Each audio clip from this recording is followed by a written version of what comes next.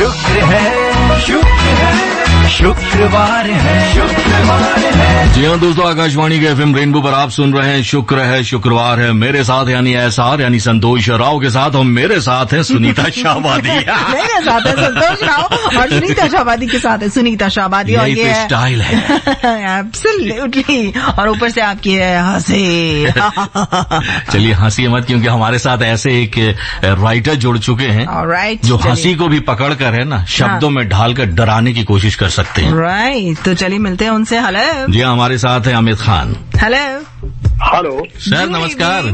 नमस्कार, कैसे हैं संतोष जी? मैं बिल्कुल ठीक ठाक हूँ सर। मेरे साथ है सुनीता शाहबादी, उनकी मधुर आवाज आपने सुन ली होगी। हाय, गुड बिल्कुल इवनिंग। बिल्कुल, पहली बार बातें हो रही हैं, लेकिन बहुत अच्छा लगा आपकी आवाज सुनकर। Thank you so much. जितनी मधुर आवाज है वैसे ही हीरोइन टाइप की लगती है सर। क्या बात है। देखिए कितनी खुश हो गई हैं सर। नहीं सर, इसका मतलब ये नहीं कि अगली फिल्म में आप मुझे ये कास्ट कर दीजिए, इसका बिल्कुल ये मतलब नहीं है। नहीं, देखिए दो ही तो चीजें चाहिए होती हैं, एक आवाज और एक खूबसूरती फिल्म के। Thank you so much. Sir मेरे लिए भी बोल दीजिए थोड़ा सा।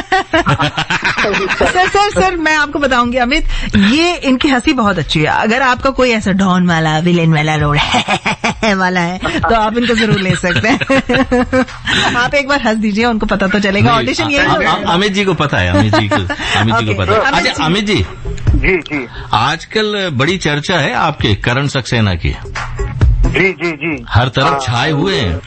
जी, बेसिकली जब से स्पॉटिफाई का शो आया है तब से और भी बहुत ज्यादा चर्चा है। जो सोनू सूद ने आवाज दी है शो को और कमांडर करण सक्सेना बने हैं, और बहुत हिट है शो। सब आप लोगों की दुआएं हैं कि पाठकों का एक नया, देखिए यही होता है जी कि सिर्फ कहानियों का जो विस्तार हो रहा है, कहानी सिर्फ किताबों तक सीमित नहीं रही, बल्कि कहानियां निकलकर अभी ई बुक और ई बुक से आगे आज ऑडियो प्लेटफॉर्म और अभी वेब सीरीज, फिल्म, सब जगह कन्वर्ट हो रही हैं। और मुझे लगता है किसी भी लेखक के लिए बहुत गर्व की बात है। तो मैं अपने आप को इस बात को लेकर बहुत गौरवान्वित महसूस करता हूं कि हिंदी पल्प फिक्शन में सबसे बड़ा शो मेरी बुक के ऊपर बना। जी congratulations. Thank you very much. Amit ji, आपकी पहली जो बुक रिलीज हुई है, पब्लिश हुई है, वो एट द एज ऑफ 12, यानी आप 12 साल की थी। तो आपने लिखना कब से शुरू किया? कब आपको पता चला कि आप लिख सकते हैं? नहीं, मैंने 12 साल की उम्र में पहली बुक पब्लिश नहीं हुई थी, पहली कहानी पब्लिश हुई थी। ओके। और ये मेरा सौभाग्य रहा, मेरे लिए बहुत अच्छा रहा कि मैंने जिंदगी में पहली कहानी लिखी और पहली ही छप गई। वाह। तो मुझे तो छपते छपते पता चला इसका जन्म लिखने के लिए हुआ है। सर 12 साल की उम्र में तो हम ट्विंकल ट्विंकल लिटिल स्टार गाया करते थे। संतोष जी, आपको दिल की बात बोलूं, मैं जब आज 12 साल के किसी बच्चे को देखता हूं तो मुझे खुद आश्चर्य होता है, क्योंकि तब तो हम लिखते थे और छपते थे कि, लेकिन मैंने क्या इतनी कम उम्र में मैं सिर्फ ना लिखा बल्कि मुझे लोगों ने छापा भी, मेरे ऊपर इतना भरोसा किया, वो बहुत बड़ी बात है। और आपकी फर्स्ट नॉवेल पब्लिश हुई थी 15 साल की उम्र में? हाँ जी, 15 साल की उम्र में पहले नॉवल पब्लिश हो गई थी, और फिर तो 17-18 साल की उम्र तक मेरी 60-70 कहानियां पब्लिश हो चुकी थी। फिर डायमंड कॉमिक्स बहुत पब्लिश हुए, और फिर उसके बाद तो नाम से अपने नॉवलों का सिलसिला, और फिर टीवी में बहुत काम किया, सावधान इंडिया, सुराग, हेलो इंस्पेक्टर, बहुत एपिसोड लिखे, 100 से ज्यादा एपिसोड स्टोरी स्क्रीनप्ले डायलॉग्स के वो लिखे। फिर अभी वेब सीरीज, चाहे बिच्छू का खेल आई, एकता कपूर ने बनाई थी। हाँ, फिर अभी स्पॉटिफाई पर ये शो आ रहा है, और अभी एकता कपूर और भी कई वेब सीरीज बना रही हैं, फिल्म भी बन रही है। सर एकता कपूर से मुलाकात कराइए ना हमारी। बिल्कुल। यार अपनी बात क्यों मनवाते हैं सबसे? देखिए ये प्रूव हो जाता है। और आज की डेट वैसे भी मार्केटिंग का दौर है, और मुझे लगता है अपने अंदर की इच्छाओं को व्यक्त करने में कभी बहुत ज्यादा टाइम नहीं लगाना चाहिए। बिल्कुल सही सर। और देखिए आप दिल्ली आए हुए हैं, मौसम भी बढ़िया लेकर आए हैं आप दिल्ली का। जी, देखिए मेरे लिए बड़े खुशी की बात है कि मैं दिल्ली में हूँ, और मैं तो दिल्ली को बहुत ज्यादा मिस करता हूँ। और मैं तो मानता हूँ कि असली दिल्ली तो दिल्ली 6 है, बाकी तो सब सिंगापुर और शंघाई बनने की होड़ में। जी क्या बात है। अच्छा अमित, हम सबसे आज ये पूछ रहे हैं कि अपना वीकेंड आप कैसे मनाते हैं, तो हम आपसे भी यही सवाल पूछना चाहते हैं कि आप अमूमन कैसा अपना वीकेंड मनाते हैं?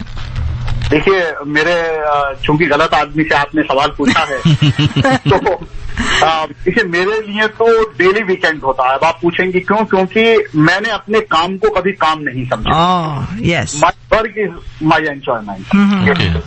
मैं उन लोगों में से हूँ जिनका शौक, जिनकी हॉबी उनका प्रोफेशन बन जाती है। क्या बात। मैंने लाइफ में कभी पैसे के लिए काम नहीं किया, मैं बस हमेशा अपना 100% देता हूँ, पैसा अपने आप आता है। क्या बात। और मेरे लिए, हाँ, लेकिन मेरे लिए ये वीकेंड इसलिए और भी खास हो गया है क्योंकि इस बार में दिल्ली में ये ज्यादा खास बात है। तो आपका परिवार भी साथ में है या वो मुंबई में? परिवार साथ में नहीं है। मेरी बड़ी बेटी है सलोनी, वो मेरे साथ है। ओके। वो आई हुई है और कुछ चैनल पर इंटरव्यू थे। मेरी नई किताब आई है उसी सिलसिले में, और सोनू सूद जो स्पॉटिफाई का शो है उनके उसी सिलसिले में। तो अभी इवनिंग में एबीपी न्यूज वालों ने बुलाया, वहाँ पर इंटरव्यू था। और देखिए, हमने भी आपको पकड़ लिया, शुक्र है शुक्रवार, और आज हम आपसे बात कर रहे हैं। अच्छा, एक और सवाल भी पूछना चाहते हैं जो आज हम अपने लिसनर्स से भी पूछ रहे हैं कि कोई ऐसी फिल्म जो इमोशनल कर गई हो आपको, आप रोए हो किसी सीन को देखकर, ऐसा हुआ आपके साथ कभी? देखिए, मैं हूँ जासूसी राइटर, लेकिन मेरी बात सुन के बड़ा लगेगा आपको। हाँ। सच में सिनेमा में रोता हूँ।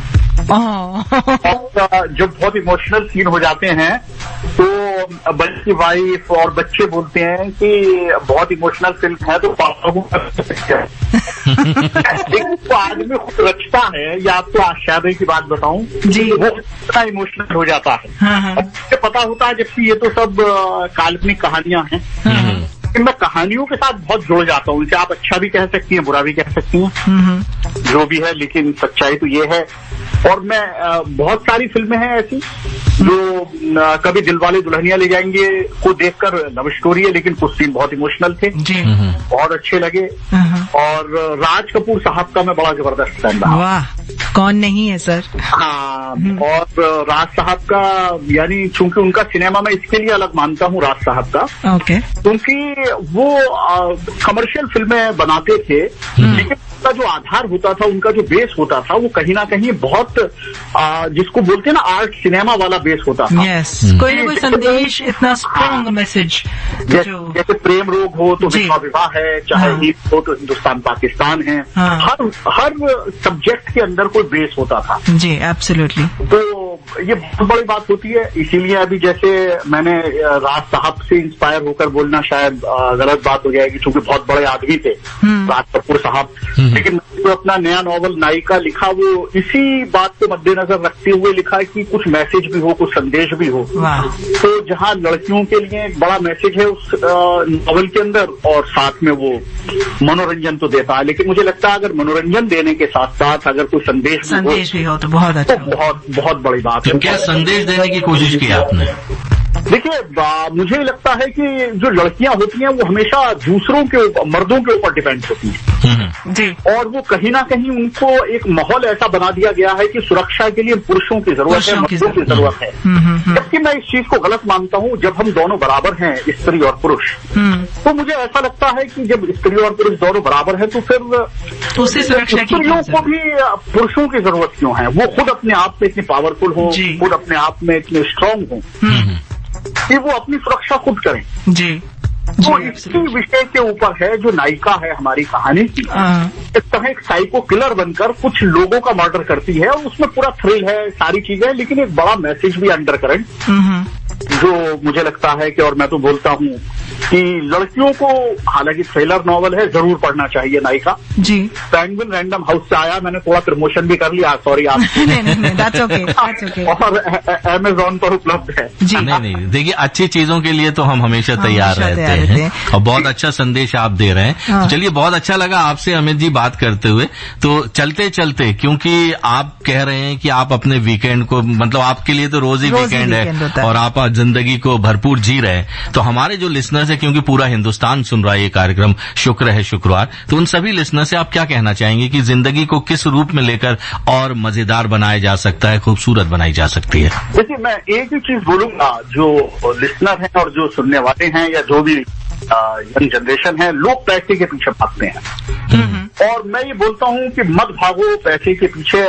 और बेसिकली अगर जहां तक बात वीकेंड की है तो दो ही काम करें, अपनी फैमिली को ज्यादा से ज्यादा वक्त दें, और बहुत जरूरी है, छोटी सी जिंदगी है, आज है कल है हम, बिल्कुल। सिर्फ और सिर्फ पैसा कमाए जिंदगी की जरूरत होती है।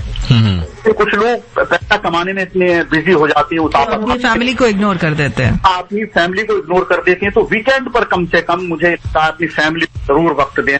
बहुत अच्छी बात आपने बोली अमित जी, बहुत बहुत धन्यवाद हमसे बातचीत करने के लिए। Thank you so much and all the best for your future.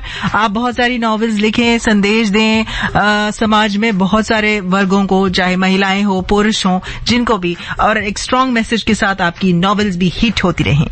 Thank you very much Santosh ji, Sunita ji, thank you, बहुत बहुत धन्यवाद सर, बहुत बहुत धन्यवाद सर, बाय। वैसे सुनीता एक बहुत अच्छी बात इन्होंने बोली है कि महिलाओं को कभी नहीं सोचना चाहिए कि वो पुरुष पर डिपेंड करती बिल्कुल है ना, बिल्कुल। हाँ ऐसे देख रही, लेकिन एक बात बताऊं, स्त्री और मिस्त्री, हाँ, स्त्री और मिस्त्री, इन दोनों से कभी वाद विवाद नहीं करना चाहिए।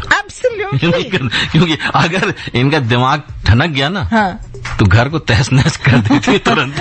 स्त्री चला देंगी आपके ऊपर। चलिए इसी बात से एक प्यारा सा गीत सुन लेते हैं आकाशवाणी के FM रेनबो पर। Akashvani FM rainbow.